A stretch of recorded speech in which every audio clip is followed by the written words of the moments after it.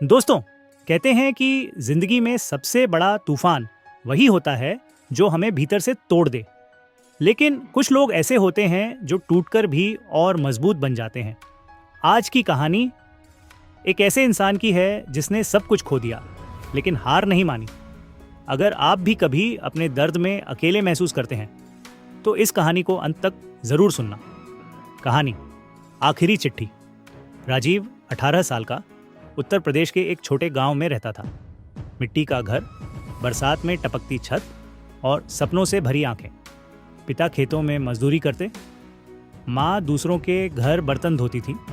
राजीव का सपना था पढ़ाई करके शहर में नौकरी करना ताकि माँ बाप को गरीबी से निकाल सके। कई बार स्कूल की फीस भरने के लिए पिता ने खेत गिरवी रखे, माँ ने अपनी चूड़ियाँ बेची, लेकिन राजीव ने कभी पढ़ाई नहीं छोड़ी। राजीव 12वीं कक्षा में था जब एक दिन पिता खेत में काम करते करते गिर पड़े। गांव में अस्पताल नहीं था और शहर ले जाने के पैसे भी नहीं। और उस रात राजीव के पिता हमेशा के लिए उसे छोड़कर चले गए। पिता के मौत के बाद घर का सारा बोझ राजीव के कंधों पर आ गया। अब वो सुबह अखबार बांटता, दिन में स्कूल जाता, शाम को चाय की दुकान पर काम करता। कई बार थकान से उसकी आंखें बंद हो जाती, लेकिन माँ के चेहरे पर चिंता की लकीरें देखकर वह फिर उठ खड़ा होता। 12वीं पास करने के बाद राजीव ने शहर में जाकर नौकरी करने का फैसला किया। माँ ने जाने से पहले उसके हाथ में 500 रुपये रखे।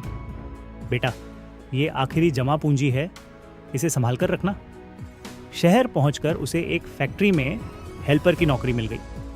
सुबह 8 बजे से रात 10 बजे तक मशीनों के शोर में काम करना। लेकिन उसका सपना अभी भी जिंदा था। वह रात को थककर लौटने के बाद भी किताब खोलता और पढ़ाई करता।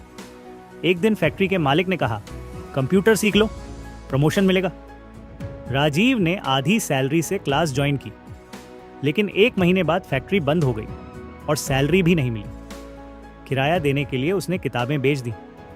कई दिन भूखा रहा। फुटपाथ पर सोते हुए सोचता, शायद मेरे लिए अच्छा कुछ लिखा ही नहीं है। ठंड की एक रात एक कोने में सिकुड़कर बैठा था। उस वक्त उसके दिमाग में सिर्फ एक ख्याल आया, अगर मैं नहीं रहूंगा तो ये दर्द भी नहीं रहेगा। लेकिन उसी समय एक छोटे से लड़के ने आकर उससे पूछा, भैया आपके पास रोटी है? बहुत भूख लगी है। राजीव ने अपनी आखिरी ब्रेड उस बच्चे को दे दी और उसी पल उसे एहसास हुआ, अगर मैं हार मान लूंगा तो शायद ऐसे और लोग भी हार जाएंगे जिन्हें मेरी कहानी सुनकर हिम्मत मिल सकती है। अगले दिन उसने लाइब्रेरी में पढ़ाई शुरू की। दिन में काम, रात में तैयारी। 3 साल बाद यूपीएससी पास कर लिया। माँ की आंखों में खुशी के आंसू थे।